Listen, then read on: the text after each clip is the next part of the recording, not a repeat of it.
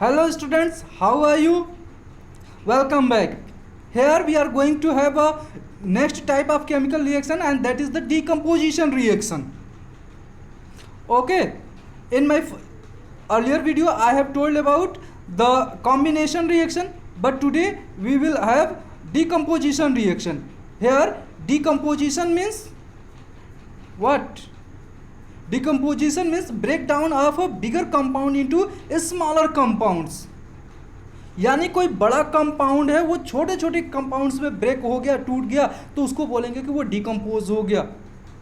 आप लोग डिकम्पोजेस पढ़े होंगे. Okay, let us start.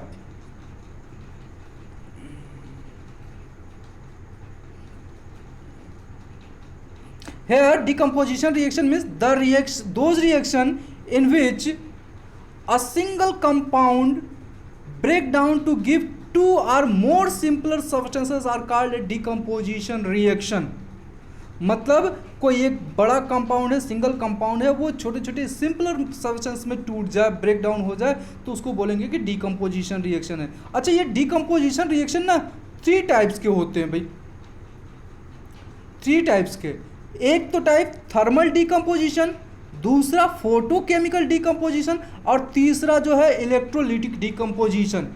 अब नाम से आपको थोड़ा थोड़ा समझ में आ रहा होगा कि इलेक्ट्रोलिटिक डिकम्पोजिशन मतलब कहीं ना कहीं इसमें इलेक्ट्रिक करंट का इन्वॉल्वमेंट है. यानी कि ऐसा डिकम्पोजिशन जिसमें इलेक्ट्रिक करंट इन्वॉल्व हो या इलेक्ट्रिक करंट की वजह से डिकम्पोजिशन हो रहा हो, उसको हम बोलेंगे कि electrolytic decomposition reaction. Photochemical decomposition reaction means कि ऐसा डिकम्पोजिशन रिएक्शन जिसमें एनर्जी जो है सन के थ्रू, सूर्य के द्वारा दी जा रही हो, तो उसको उस तरह के डिकम्पोजिशन रिएक्शन को हम बोलेंगे फोटोकेमिकल डिकम्पोजिशन रिएक्शन. जैसे फ्रूट्स का पकना पेड़ पे, भाई घरों में नहीं, मैंगो सीजन आ रहा है, घर में नहीं हुआ, ठीक ना, तो पेड़ पे जो फ्रूट्स पकते हैं तो उसको क्या होता है, वो फोटोकेमिकल डिकम्पोजिशन रिएक्शन है. और जो हम मैन्युअली पकाएंगे तो वो फोटोकेमिकल डिकम्पोजिशन रिएक्शन नहीं होगा.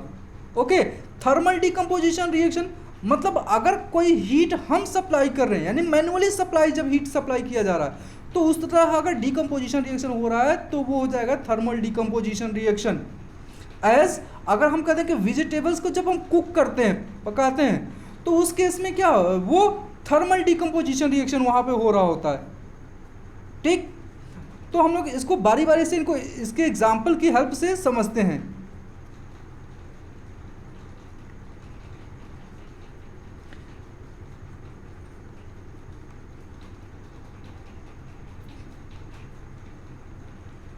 देखो, example of thermal decomposition reaction.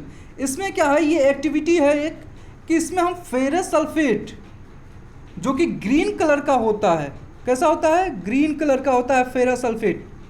इसको अगर हम हीट करेंगे तो ये ferrous sulphate anhydrous ferrous sulphate बन जाएगा. एनहाइड्रस का मतलब क्या होगा कि शुष्क, यानी कि सूखा. मतलब यहाँ पर अगर देख रहे हो कि इस फेरस सल्फेट में 7H2O मल्टीप्लाई यानी कि इसके साथ इन्वॉल्व है, लेकिन यहाँ पर वो अलग हो गया, तो यही जो बचा फेरस सल्फेट ना, इसी को बोलेंगे एनहाइड्रस फेरस सल्फेट. यानी कि अगर हम फेरस सल्फेट जो कि ग्रीन कलर का होता है उसको अगर हीट करेंगे तो नॉर्मली एनहाइड्रस फेरस सल्फेट बन जाएगा. लेकिन फर्दर अगर हम उसको और हीट कर दें, तो वो क्या होगा कि फेरिक ऑक्साइड में कन्वर्ट हो जाएगा, प्लस साथ में सल्फर ऑक्साइड और सल्फर ट्राई ऑक्साइड बन जाएगा. यहाँ पर देखो आप कि और ज़्यादा फेरस सल्फेट को हीट करने पर, अच्छा ये डेल्टा साइन जो है ना, हीट को रिप्रेजेंट करता है. इससे हम ये जानते हैं कि इस केमिकल रिएक्शन में हीट मैन्युअली सप्लाई की जा रही है, ठीक ना. तो ये फेरस सल्फेट को हीट करने पे फेरिक ऑक्साइड, सल्फर डाइऑक्साइड और सल्फर ट्राई ऑक्साइड का फॉर्मेशन होता है. अच्छा, फेरिक ऑक्साइड जो होता है ना, ये ब्राउन कलर का होता है, ये ब्राउन रेजिड्यू होता है. यहाँ पर आप देख भी सकते हो कि एक लैंप लिया गया है और लैंप में इस फेरस सल्फेट यहाँ पर रखा हुआ है इस टेस्ट ट्यूब में, और इसको हीट कर रहे हैं. तो हीट करने पे क्या कुछ देर में ये H2O अलग हो गया, फिर इसको फर्दर हम हीट करते हैं ना, तो ये फेरिक ऑक्साइड यहाँ बच जाता है रेजिड्यू के फॉर्म में, और सल्फर डाइऑक्साइड और सल्फर ट्राईऑक्साइड ये गैसियस फॉर्म में यहाँ से रिलीज हो जाती हैं। ओके, तो ये है थर्मल डिकम्पोजिशन रिएक्शन का example. Next thermal decomposition reaction का एग्जाम्पल है कैल्शियम कार्बोनेट। कैल्शियम कार्बोनेट जो कि हम लोग पिछले वीडियो में पढ़े थे कि वहाँ पर क्या था कि स्लैक्ट लाइम को जब हम कुछ देर के लिए छोड़ देते तो एटमॉस्फेरिक कार्बन डाइऑक्साइड के साथ रिएक्ट करके कैल्शियम कार्बोनेट का फॉर्म कर रहा था। वही कैल्शियम कार्बोनेट अगर उसको कुछ ज़्यादा हीट मिल जाए, समझिएगा, उसको कुछ ज़्यादा हीट मिल जाए तो उस केस में क्या होगा कि वो फर्दर कैल्शियम ऑक्साइड और कार्बन डाइऑक्साइड में ब्रेक डाउन हो जाएगा।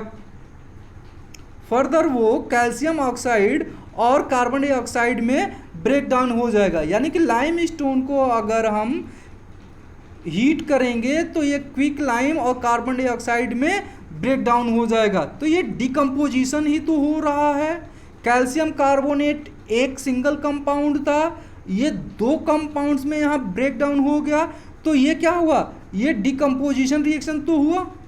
क्लियर। नेक्स्ट एग्जांपल अगर देखोगे कि लेड नाइट्रेट, अगर लेड नाइट्रेट को अगर हम हीट कर दें, लेड नाइट्रेट को अगर हम हीट कर दें तो ये जो होगा ना लेड ऑक्साइड और नाइट्रस ऑक्साइड में कन्वर्ट हो जाएगा, साथ में ऑक्सीजन गैस भी रिलीज होगी। लेड नाइट्रेट को अगर हीट करने पे ये lead oxide plus nitrous oxide और ऑक्सीजन में ये ब्रेक डाउन हो जाएगा। इस लेड नाइट्रेट का जो कलर होता है ना ये वाइट कलर का होता है, लेकिन जो लेड ऑक्साइड होता है इसका कलर येलो होता है, और जो यहाँ से गैस रिलीज होगी ना नाइट्रस ऑक्साइड तो ये ब्राउन कलर की होती है। क्लियर।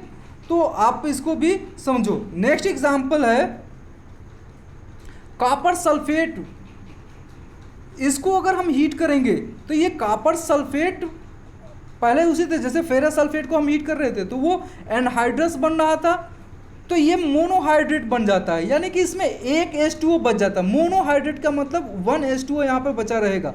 तो कॉपर सल्फेट को जब हमने 100 डिग्री सेल्सियस पे हीट किया तो ये कॉपर सल्फेट मोनोहाइड्रेट बन गया। और कॉपर सल्फेट जो होता है वो ब्लू कलर का होता है, कॉपर सल्फेट ब्लू कलर का होता है, लेकिन जो ये कॉपर सल्फेट मोनोहाइड्रेट है ये ब्लूइश वाइट हो जाता है।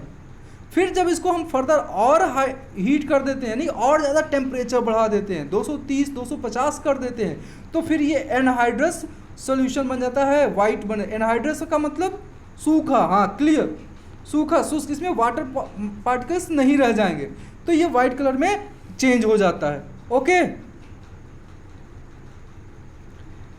नेक्स्ट हम जो पढ़ने जा रहे हैं एग्जांपल है वो फोटोकेमिकल डिकम्पोजिशन रिएक्शंस।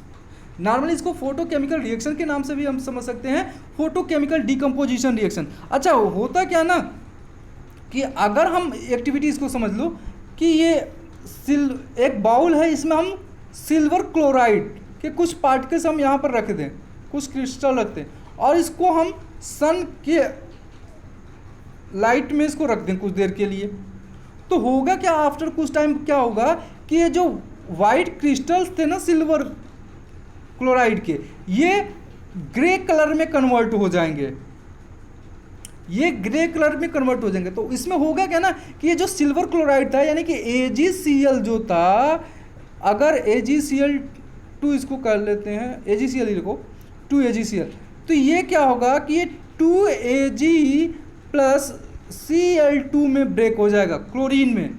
तो क्लोरीन ये तो गैसियस फॉर्म में रिलीज होगा, तो ये तो रिलीज हो जाएगी, बचेगा क्या वहाँ पे, सिल्वर। तो सिल्वर ये ग्रे कलर में वहाँ पर बच जाएगा सॉलिड स्टेट में, और ये क्लोरीन क्या होगा, गैसियस स्टेट में बन के रिलीज हो जाएगी। अच्छा, सिमिलरली अगर हम सिल्वर ब्रोमाइड को हीट करें, सिल्वर ब्रोमाइड को हीट करें तो ये भी क्या होगा, ग्रे कलर में कन्वर्ट हो जाएगा, और साथ में ब्रोमीन गैस जो होगी वो रिलीज हो जाएगी।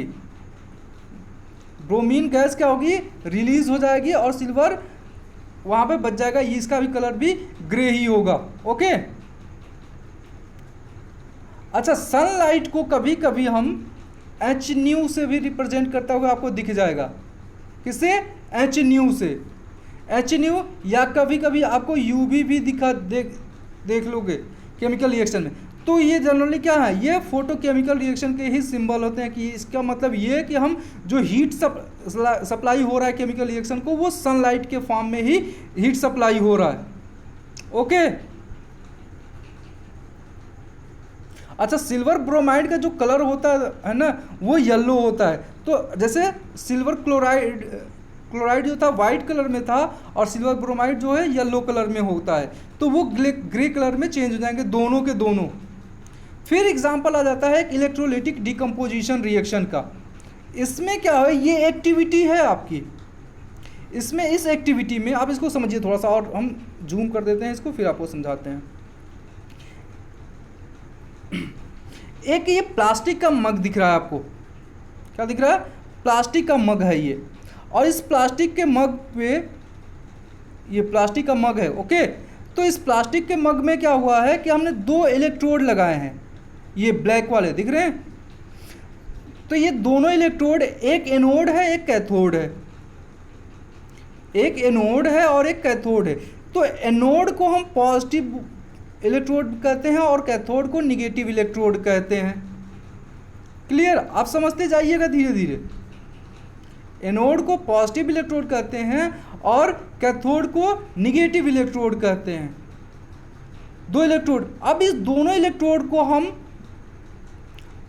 इस प्लास्टिक के मग को वाटर से हम थोड़ा सा इसमें फिलअप कर देते हैं। यहाँ तक देखो, वाटर, ये जितना डार्क शेड है ये वाटर से फिलअप हुआ है, वाटर से फिलअप करते हैं। फिर इसके ऊपर हम एक टेस्ट ट्यूब लेकर आते हैं जिसमें टोटल क्या होता है, वाटर भरा होता है पहले से, उसको इस इलेक्ट्रोड के ऊपर हम रख देते हैं। सिमिलरली एक और टेस्ट ट्यूब ले जाते हैं जिसमें वाटर भरा होता है, उसको भी हम दूसरे इलेक्ट्रोड पे रख देते हैं, एक एनोड पे और एक कैथोड पे रख दिए। फिर क्या होता है कि हम जो इलेक्ट्रोड के वायर होते हैं, इसको हम 6 वोल्ट की बैटरी से अटैच कर देते हैं और स्विच ऑन कर देते हैं। बैटरी से 6 वोल्ट की बैटरी से अटैच करने के बाद हमने बैटरी स्विच ऑन कर दिया। उस केस में हुआ क्या कि यहाँ से करंट सप्लाई हुई और ये H2O जो था वो H2 और O2 में कन्वर्ट हुआ, H2 और O2 में कन्वर्ट हुआ। ये बैलेंस नहीं है, मैं आपको सिंबॉलिक बता रहा हूँ कि H2 और O2 में कन्वर्ट हो गया। तो अब होगा क्या यहाँ कि एक टेस्ट ट्यूब में ऑक्सीजन होगा और दूसरे टेस्ट ट्यूब में हाइड्रोजन होगा। तो ये हमें पता कैसे चलेगा कि किस में हाइड्रोजन है किस में ऑक्सीजन है? तो इसके लिए जनरली हम इसको बहुत केयरफुली इस टेस्ट ट्यूब को बाहर निकालेंगे, दोनों को। ये टेस्ट ट्यूब अच्छा बना नहीं, दोनों टेस्ट ट्यूब को बाहर निकालेंगे, इसको प्रॉपर्ली हम कवर किए रहेंगे। और इसके पास में एक हम कोई फ्लेम लेकर आएंगे, फ्लेम लेकर आएंगे तो जिस भी टेस्ट ट्यूब के ऊपर वो फ्लेम और तेजी से जलने लगेगी तो हम मान लेंगे कि वो हाइड्रोजन गैस है, और जिस पे नहीं जलेगी वो ऑक्सीजन गैस है। क्यों? क्योंकि हाइड्रोजन क्या है, एक कंबस्टिबल गैस है, हाइड्रोजन गैस जल सकती है। ओके, इसका यूज़ हम फ्यूल में के रूप में भी कर सकते हैं। तो जिसमें जल गई वो हाइड्रोजन गैस था। अच्छा, आप देखोगे क्या कि जो हाइड्रोजन गैस यानी कि जिस टेस्ट ट्यूब में ये फ्लेम जो और तेज हुई और तेज जलने लगी, वो कहाँ पे जनरेट हुई थी? वो H2, ये H2 वाला आपने कहाँ से उठाया था? आपने H2 वाले को इस कैथोड पर से ही उठाया था, कैथोड पे, ध्यान है ना। क्यों? क्योंकि अब इसका देखो, कैथोड पे हाइड्रोजन का वॉल्यूम ज़्यादा होगा, ये लाइन देख रहे हो दोनों, तो इसके ऊपर देखो स्पेस ज़्यादा है, यहाँ स्पेस कम है, यहाँ स्पेस ज़्यादा है, यहाँ स्पेस कम है। तो इसका मतलब यहाँ पे हाइड्रोजन गैस, क्योंकि हाइड्रोजन गैस ज़्यादा इवॉल्व होगी और ऑक्सीजन गैस कम इवॉल्व होगी, तो इस टेस्ट ट्यूब में ज़्यादा स्पेस ऑक्युपाई कौन करेगा? हाइड्रोजन। और इस टेस्ट ट्यूब में कम स्पेस जो ऑक्युपाई करेगा वो ऑक्सीजन। कभी कभी एग्जाम में ये भी जनरली पूछ लिया जाएगा कि ये बताइए कि हाइड्रोजन गैस किस इलेक्ट्रोड पे जनरेट होती है, किस इलेक्ट्रोड पे ऑक्सीजन गैस जनरेट होती है। तो ये आप कैसे बताओगे? आप यहाँ से लर्न कर लो, हो सकता है आप कंफ्यूज हो, तो आपको मैं एक सिंपल सी बात बता देता हूँ, आप उससे कर लेना इसको। अब आपको याद क्या करना है? अच्छा, एनोड, ऑक्सीजन, ये दोनों में अगर थोड़ा सा प्रोनाउंसिएशन में अगर कंपेयर करोगे तो ये भी अ का साउंड देता है और ये भी एनोड भी अ का साउंड देता है। ठीक, तो आप ऐसे याद कर सकते हो, एनोड पे ऑक्सीजन और ये पॉजिटिव होता है, पॉजिटिव इलेक्ट्रोड होता है। बस इतना याद कर लो, बाकी दूसरा तो आप याद ही कर सकते हो। जब आपको ये याद हो गया एनोड पॉजिटिव इलेक्ट्रोड होता है और इस पर ऑक्सीजन इवॉल्व होती है, तो दूसरा जो बचा हुआ है वो दूसरे पे हो जाएगा, यानी कि कैथोड निगेटिव होता है, उस पर हाइड्रोजन गैस इवॉल्व होती है। ओके, आपको ये वीडियो बहुत अच्छी लगी होगी, तो इसलिए आप चैनल को सब्सक्राइब जरूर करो। Okay, thank you.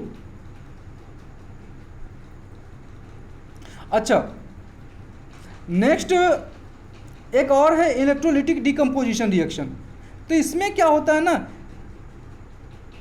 Same example ये, तो एक और एग्जांपल देख लो कि जब NaCl में इलेक्ट्रिक करंट हम सप्लाई करते हैं तो ये सोडियम मेटल और क्लोरीन गैस में ब्रेक डाउन हो जाता है, यानी डिकम्पोज हो जाता है। सिमिलरली एलुमिना ये एल्यूमिनियम का एक ऑक्साइड है। ठीक, तो एल्यूमिनियम ऑक्साइड को जब इलेक्ट्रिक करंट आप सप्लाई करोगे तो ये एल्यूमिनियम मेटल, यानी कि ये सॉलिड और ये गैस और ये सॉलिड, तो इसमें क्या होगा, डिकम्पोज हो जाएगा। तो जनरली इस रिएक्शन को क्या कहेंगे कि ये इलेक्ट्रोलिटिक डिकम्पोजिशन रिएक्शन है। Hoping that you are all enjoying this video, so subscribe also and share it with your friends. अगर अच्छी लगी तो आप अपने फ्रेंड्स के साथ ज़रूर शेयर करो और सब्सक्राइब करके ही जाओ। Okay, thank you.